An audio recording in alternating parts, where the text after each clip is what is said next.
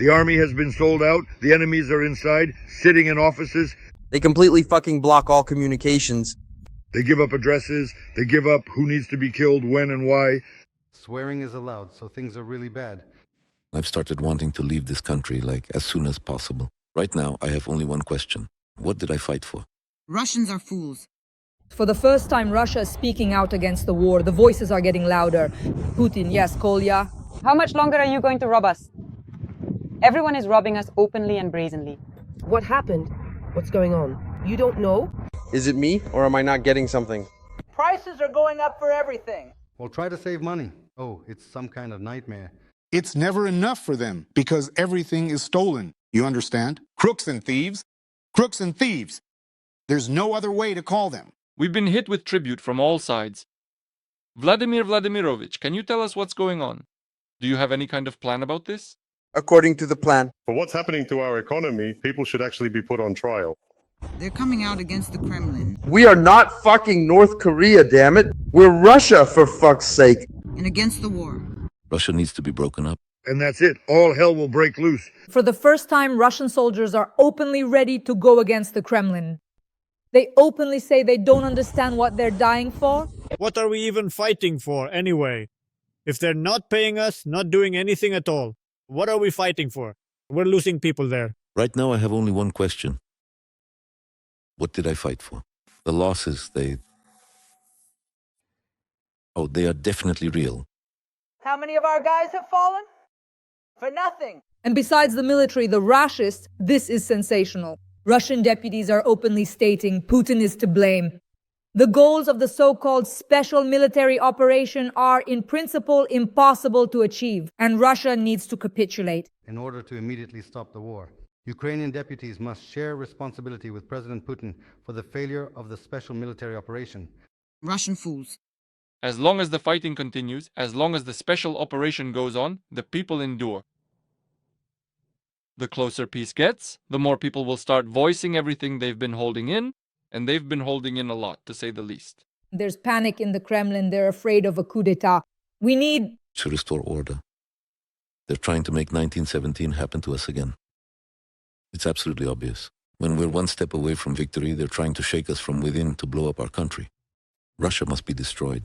Russia is taking to the streets again. Red Square is turning into a symbol of fear and anger. Nationalists, musicians, artists are rebelling, even those who just yesterday were shouting for the motherland. And then all hell will break loose. Turn off YouTube, turn off Instagram, turn off WhatsApp. We are not fucking North Korea, damn it. Russians are being deprived of their property and homes. Stores were closing. I'm walking down Nevsky. La Catania is closed. The store is closed. First, of course, I gave up business. I and many entrepreneurs were forced to abandon this idea this year because it became impossible. For those who don't know what happened, we're walking down one of St. Petersburg's central streets now and look at the establishments.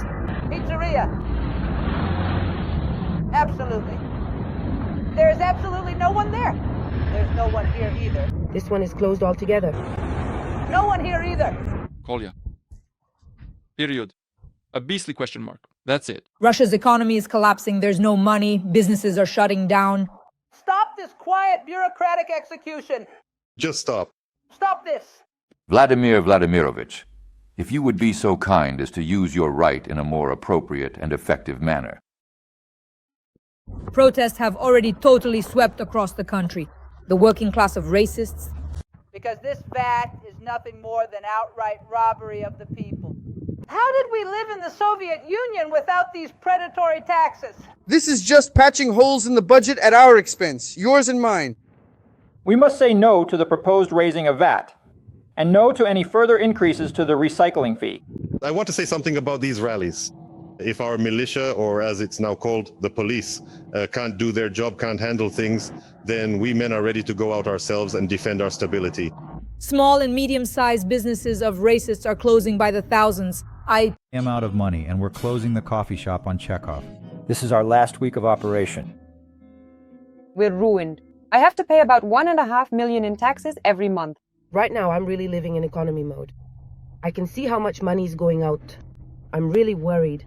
And for the first time in many years, in 15 years of entrepreneurship, I feel anxious and afraid. This is truly a large-scale crisis. I'll say it again. On Vito, stores are closing in droves, people are selling their businesses, and people aren't shy about it. They openly write that it's because of the VAT increase. In Moscow, the richest region of Russia, the question isn't whether to close or not, but when to close. We're absolutely freezing. We're freezing. Russians are coming out en masse against Putin. From Moscow and St. Petersburg to the regions, spontaneous protests are erupting. Russia is entering a phase of mass internal crisis that the Kremlin can no longer control. This is a systemic breakdown. I constantly remember Andrei Dmitrievich Sakharov and his words. To save humanity, the atomic bomb should have been dropped on the Kremlin. And the voice is growing louder. Putin, yes, well... No, that's enough war in Russia already. Enough. It's about time Russians had something to be happy about. The economy is plunging into an abyss. Hunger and cold riots are starting. Oh, it's a nightmare, really. It's expensive.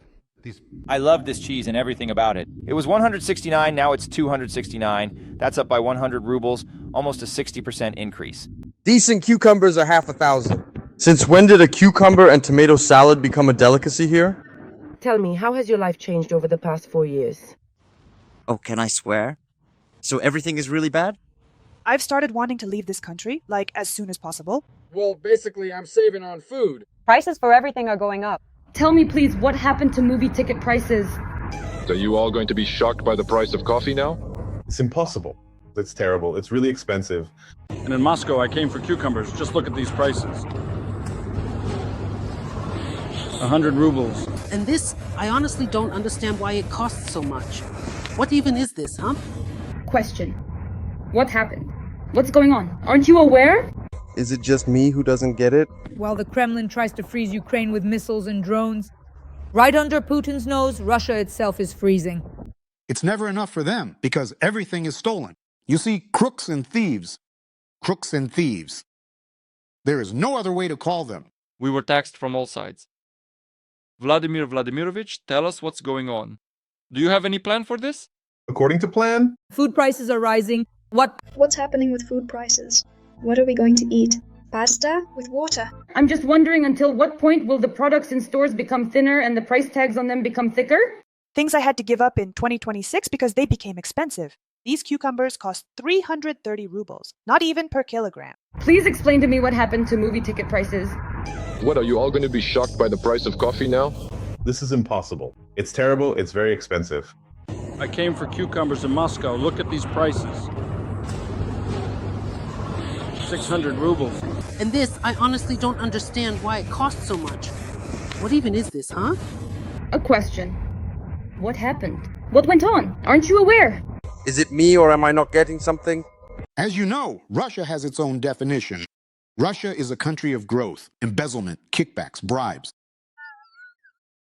They're jamming the signal. In our place, in Sochi and in Rostov, as far as I know, in Krasnodar, after 10... Right now it's 8, let's say, at this time today. They completely blocked the signal, for fuck's sake. A cry from the heart. Turn off YouTube, turn off Instagram, turn off WhatsApp. We are not fucking North Korea, damn it. We're Russia, for fuck's sake. Given the fact that there is currently no internet access available at this moment, that's not our problem as consumers, and it certainly isn't my responsibility either. devastation, cold, hunger, businesses in Russia are shutting down. First of all, of course, I gave up my business. I and many entrepreneurs were forced to abandon this idea this year because it became impossible. For those who don't know what happened, we're walking down one of St. Petersburg's central streets now and take a look at the establishment. Pizzeria. There is absolutely no one. There's no one here either. It's completely closed. Here? No one either. It is with regret that we are now closing down our second studio location. I'm out of money. Yeah, I'm glad I closed my shop. We dug the entire thing up. All across the vast country of Russia in February, the hungry and cold protests continued to grow. Vladimir Vladimirovich, stop all these wars. How much longer can this go on? Maybe it's time to stop the war. Maybe it's time to stop the bloodshed. Maybe it's time to stop the sacrifices. Yes, Kolya. Period? A proper question mark. That's it. Isn't there enough war in Russia already? Enough. It's about time Russians had something to be happy about. The economy is plunging into an abyss. Hungry and cold riots are starting. Oh, it's a nightmare. It's expensive. These cheese curds I really loved. They used to be 169, now they're 269. The price went up by 100 rubles, that's almost 60%. Decent cucumbers are half $1,000. Since when did a cucumber and tomato salad become a delicacy here? While the Kremlin tries to freeze Ukraine with missiles and drones, it's Russia itself that's freezing right under Putin's nose. For the first time in St. Petersburg and several regions, a total blackout. There you go. Get a little closer, you can see he's asking for a promotion. Looks like there won't be any power now. Never seen this before. I think they've shut down the whole city. This is just insane. They cut it off in the whole apartment complex. Damn, it's embarrassing to run with you guys. I don't even know. I've already left my house, looking for anywhere that still has power. Just take a look. Moscow, Petersburg, Murmansk, Severomorsk, Omsk, the Moscow region. It's -20 outside and +6 in the apartments. People are without heat, without electricity, without money. Small businesses are closing, prices are rising. I ran out of money, and we're closing the coffee shop on Chekhov Street. This is our last week of business. We're shutting down. Actually, I have to pay about $1.5 million in taxes this month. Taxes are suffocating us. Russians are liking the so-called special military operation less and less. As long as the fighting continues, as long as the special operation goes on, people endure. The closer we get to peace, the more people will start voicing everything they've been holding in and have things piled up. Oh, you have no idea. It's a ton. Why are we even fighting at all? If all we do is cry about it and nothing gets done at all, why are we fighting? We're just losing things, like our car washes and stuff. Right now, I have only one question. What did I fight for? The losses, Oh, they're real. How many of our guys have died? For nothing. What's happening with food prices? What are we even going to eat? Pasta with water? I'm just curious, how long will the food in stores keep shrinking while the price tags keep getting fatter? Things I had to give up in 2026 because they became too expensive. These are cucumbers for 330 rubles, and that's not even per kilogram. And on Avito, stores are closing in droves. People are selling their businesses, and they're not even shy about it. They write it openly. Due to the increase in the VAT rate. In Moscow, the richest region of Russia, the question isn't whether to close or not. The question is when to close.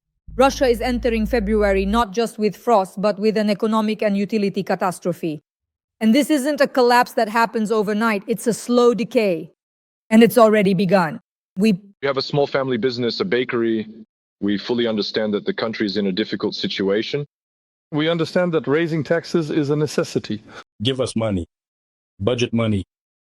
As we've already said, there is a severe shortage of budget funds, and the shortage will only get worse. Against the backdrop of a humanitarian and utility catastrophe, with the increase in VAT and tightening of tax policy, up to 30% of small and medium-sized businesses in Russia are shutting down. It has gotten to the point where Russian propagandists are suggesting that Trump should kidnap the head of the central bank, Anna Bielina. Just like he orchestrated the kidnapping of Maduro. Why shouldn't his special forces fly to Neglinaya and kidnap the head of the central bank? Against the backdrop of rising VAT and stricter tax policies, up to 30% of small and medium-sized businesses in Russia are shutting down. These aren't corporations, they're bakeries, pharmacies, auto repair shops, stores, and transport companies. These are the things that keep life going in small towns and villages across Russia. Russian officials aren't even trying to hide it anymore. The civilian economy has become an appendage of the military one. We're getting used to rising prices. We are doing worse and worse. Everything is getting more and more expensive. The situation is difficult. When we look to the future, honestly, we don't feel optimistic. The cost of the war Putin started against Ukraine is coming back to Russia like a boomerang. Food prices go up every week, wages are losing value, and the standard of living is dropping to a critical minimum. People just can't cope anymore.